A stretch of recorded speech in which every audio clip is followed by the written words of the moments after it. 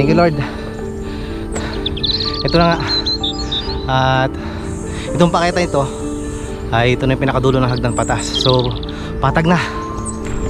Sana ay pagbigyan tayo hanggang sa tayo makauwi na hindi tayo abutan ng ulan. Nang sa ganun ay safe ang biyahe natin. Totoong hingal yan. Talagang wow, ang ganda dun oh. Grabe naman yun sir. Napakaganda ng view dito.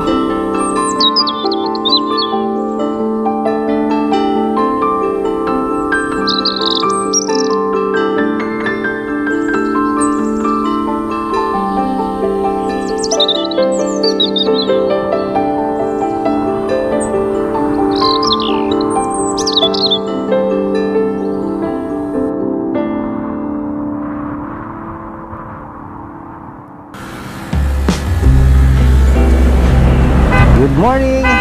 Welcome Rosario, Batangas. Napatigil lang ako dito sa may tapat ng Phoenix na gasolinahan. Nakatapatan din yung Tanville Hotel. Sobrang busy na pala dito ng ano ng kalsada. Ang daming truck na dumadaan. So napatigil nga pala ako mga part at ayun, nag recharge muna, lagay ng tubig sa katawan. Kasi napakainit na agad. Sobrang aga pa. Time check nga pala 9:22 ng umaga. Talagang sobrang init ng panahon. Talagang ito na yung ating araw-araw na kakaharapin, yung init.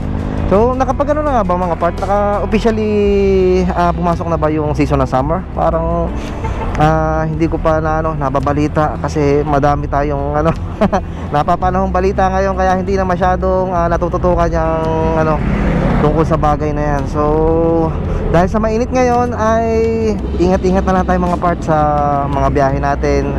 At palagi tayong uminom ng tubig, magbawan tayo ng tubig kung sakaling babiyahe tayo. So ngayong umaga mga part ay ayun, kagaya na sabi ko kanina, nandito tayo sa bayan ng Rosario para dito tayo mag-explore, mamasyal. So atin munang isisingit ito sa ating ginagawang kumbaga beach vibes. Dahil nga magsa-summer na, so singit lang natin ito sa kadahilanan nag-request ang ating masugid na tagapanood na si Sir Elmer na taga dito sa Rosario, Batangas. So maraming salamat at shoutout sa iyo Sir Elmer. At yun, nag-request yan na puntahan daw natin dahil sa season naman nga ng summer at mag-Holy Week. Kaya feature natin yung kanyang sinasabi na Tumble Hill na matatagpuan dito sa Rosario, Batangas. So yun, wala na paligoy-ligoy pa mga part. Diretso tayo at baka abutan tayo ng matinding init sa daan.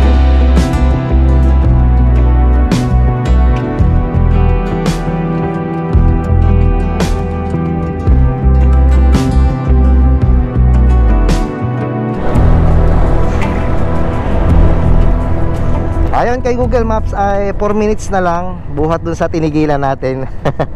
Napakalapit lang. At dito na din talaga ako nagsimulang mag-vlog dito sa Rosario.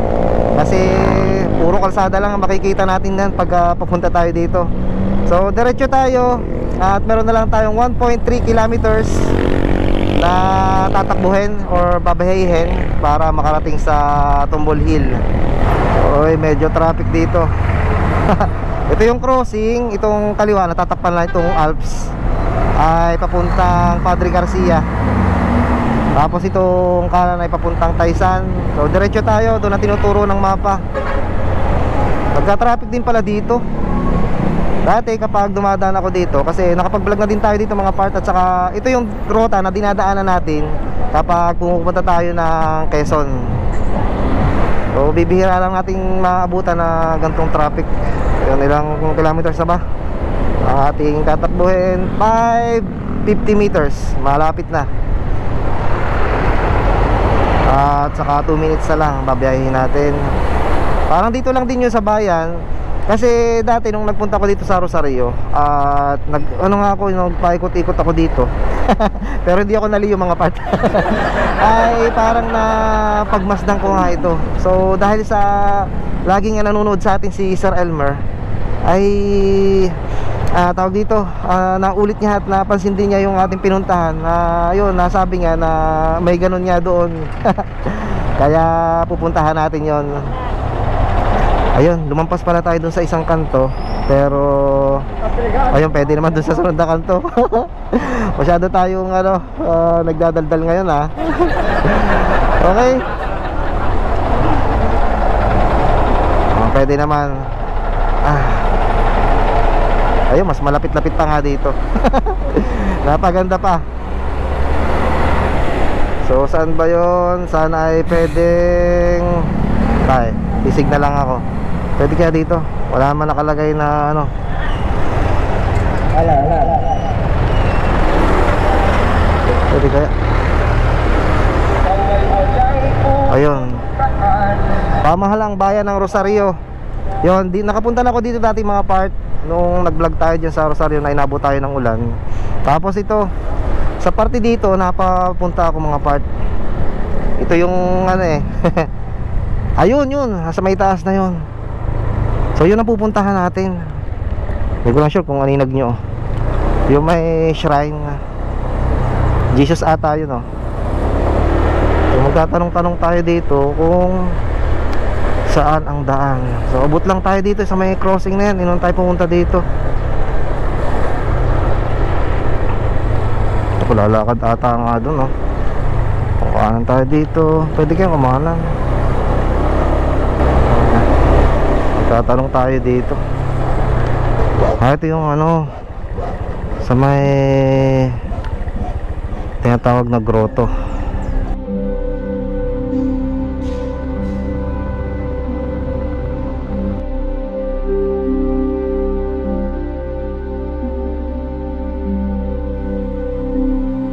Ito pala yung grotto. Magkabukod pala yung grotto at saka yung shrine. Nakapagtanong na ako doon kay kuya doon sa may gate. Buti na lang at may tao.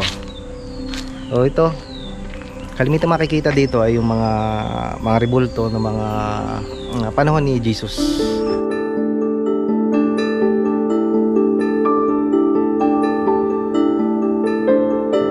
Nagpaalam din naman ako kung pwede nang pumasok dito.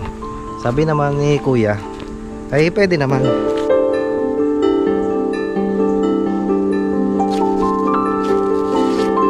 So medyo hindi siya masyado pang, kumbaga sinisimulan pa lang nalinisin. Kasi kita ko naman na may mga nagawalis at saka yung nagsisiga ng mga laglag na damo dito. Kasi kung mapapansin ninyo, itong lugar na ito ay napapalibutan ng mga puno. Kumbaga nasa ilalim tayo ng mga punong kahoy.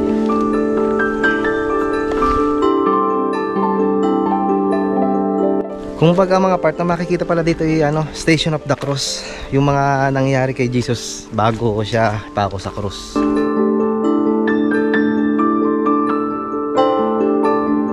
Halos puro rebulto dito, ang dami. So hindi ko alam kung hanggang saan ito, pero check pa natin yung bandang sa may unahan pa. Dito sa itaas ay napansin ko mayroon ng kumbaga parang naghahalo ng semento. At saka may mga nagwawalis dito. Doon sa parting padulo na pinuntahan natin mga part, ayun doon. Doon parte yung may mga ginagawa. Kaya hindi na ako masyadong lumapit at nagtanong-tanong. Kasi ayun, inaayos nila at pinapaganda ito dahil alam nga natin na malapit na yung Holy Week. Tiyak na madaming tao ang bibisita dito.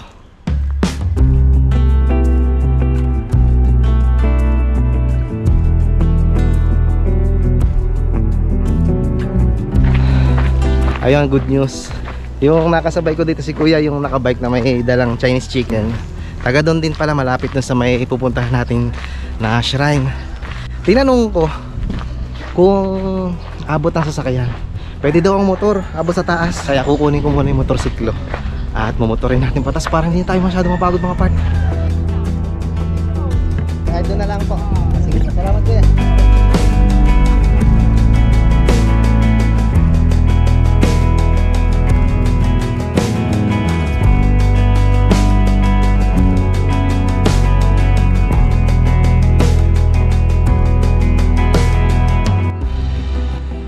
Ayun, nakaparking tayo sa medyo malapit-lapit. Kung sakaling tawag dito, hindi tayo nakapagtanong, hindi natin nakakasabayan si kuya, ay malamang habang lalakadin natin, pwede palang dalhin yung motor malapit dito sa may paanan, dito sa may hagdan.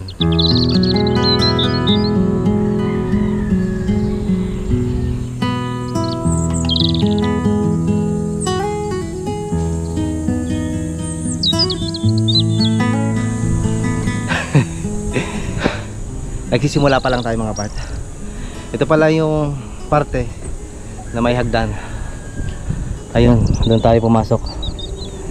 Tapos si Blossom andun, ay hindi masyadong halata, pero yun, andun lang, nasa baba.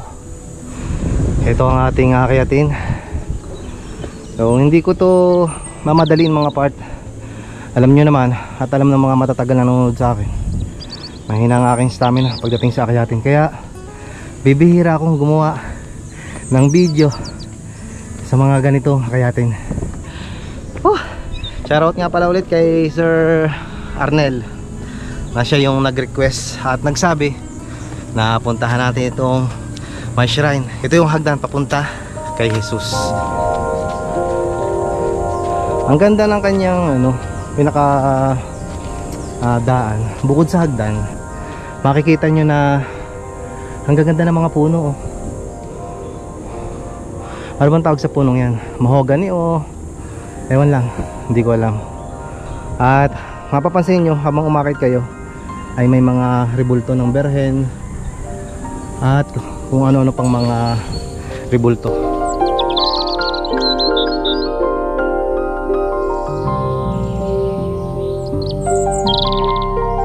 Ang masasabi ko sa kagaya kong mahina ang resistensya, bago kayo pumunta dito or bago kayo umakyat, ay siguraduhin yung may ensayo kayo. Kita nyo, hindi biro yung aakyatin natin, pero laban lang. Hindi ko na alam kung nakakailang steps na tayo, pero sigurado ako na mas mataas ito dun sa pinuntahan natin sa may lugar namin, dun sa may Santo Domingo, dun sa may Highlands.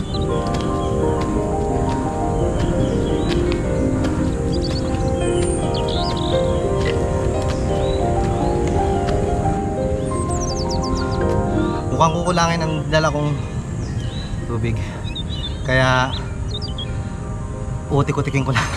Medyo may kataasan na tayo. Nakikita ko na yung tower ng McDo dun sa Kabayanan. Tapos sana ay yan, nakikita nating dulong yan, ay yan na yung pinakadulo ng akitin natin. Thank you Lord. Ito na nga. At itong paketa ito ay ito na yung pinakadulo ng hagdan patas. So patag na. Kaso yan, nasa unahan natin mga part, medyo madilim ang langit. Sana ay pagbigyan tayo hanggang sa tayo makauwi na hindi tayo abutan ng ulan. Nang sa ganun ay safe ang biyahe natin. Wow. Ang ganda dito sa itaas. Kita ko nitong shrine. Pasensya na kayo mga parts sa aking hingal. Totoong hingal yan. Talagang wow. Ang ganda dun oh. Grabe naman yun sir. Napakaganda ng view dito. Maraming salamat kay Sir Elmer. Siya yung nagdala sa atin dito. At maraming salamat kay Mamay or kay Kuya na napagtanungan natin kanina. Ayan, ang Kabayanan ng Rosario. So kung hindi ako nagkakamali, yang may tapat na yan o yung diretsong yan na may mga open field ay nasasakupan niya ng Taysan.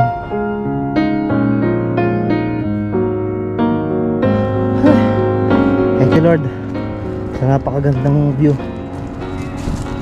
Ayan o. At ito na mga part, yung nakikita natin dun sa may baba.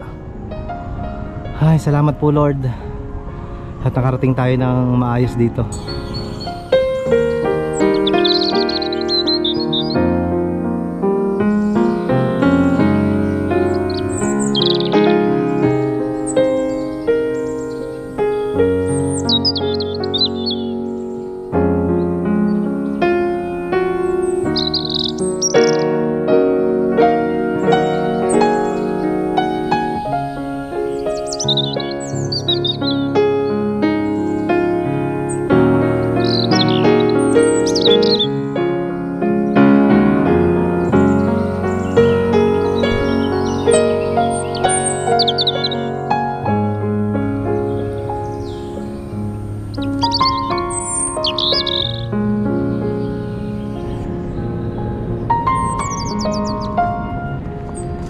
pinakamaganda dito.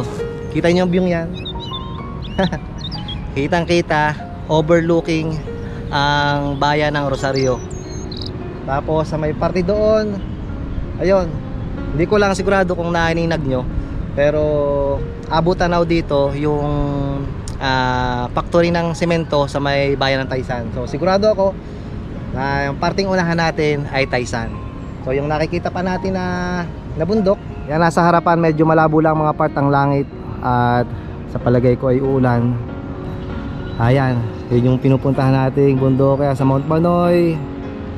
Ayun, kita ko yung tower. So kanina lang, bago tayo makarating dito dun sa unahan ng aking video, ay nag-stop over pa ako para uminom ng tubig kasi napakainit. Sobrang bilis magbago ng panahon mga part. Kaya mas mabuti na handa tayo. In case na mainit, magbaon tayo ng tubig. At in case na maulan, magbaon tayo ng panangga sa ulan. Hindi naman tayo nawawala nun sa ating motorsiklo. Lagi tayo may bawang kapote. So pahinga lang tayo mga part dito. At i-enjoy ko. Napakaganda. Napakaganda talawin dito.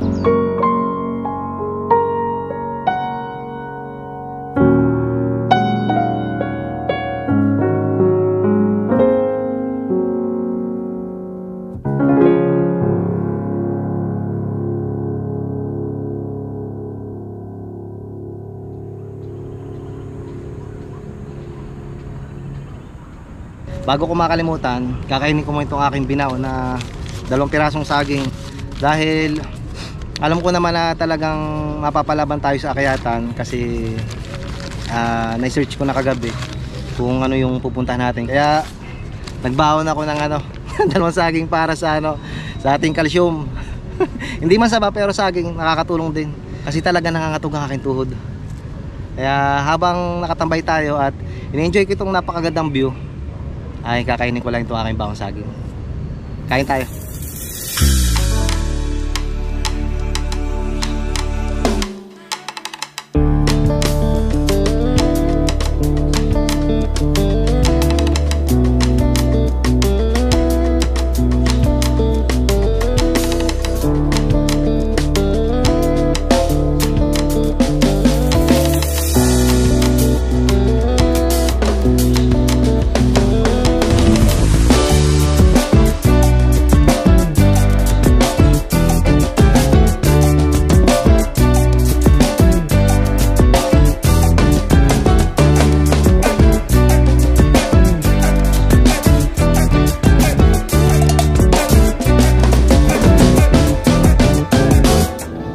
Lord. Sulit yung inakyat na mataas. Kapag ganitong mga view ang madadatnan mo o bubungad sa'yo, talaga nakakawala ng pagod.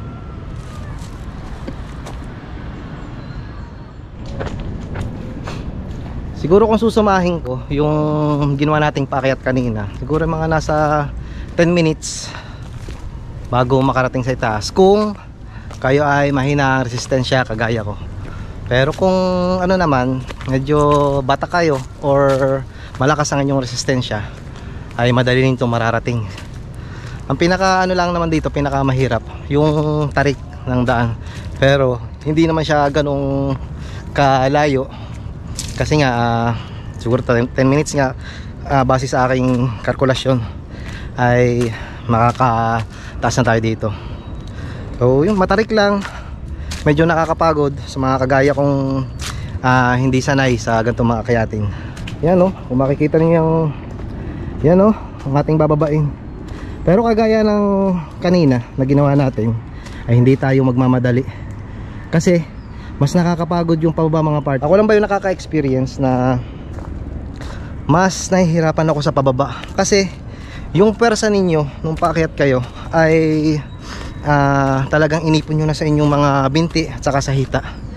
Tapos sa pababa ay mas lalo ng sabihin natin nagamit na yung lakas ng ating mga hita or binti, ay mas mabigat yung katawan natin na siyang sasalo kapag gumahakbang tayo pababa.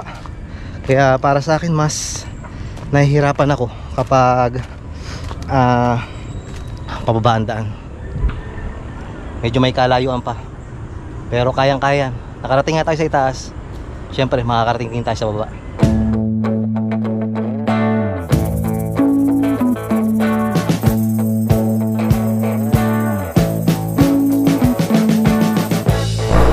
Okay, andito na tayo sa may highway mga part. At medyo matraffic naman dito. So kung pupunta kayo mga part ay sa likod lang ng may munisipyo, or kung narito pa kayo sa highway ay tapat lang ng 7-Eleven yung munisipyo. Tapos papasok kayo papunta sa likod.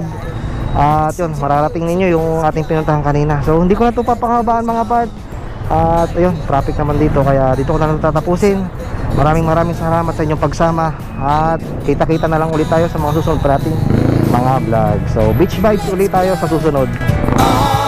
Sing your highline with the roller coaster of life. Yeah. It's time to all choose your timeline on the roller coaster of life.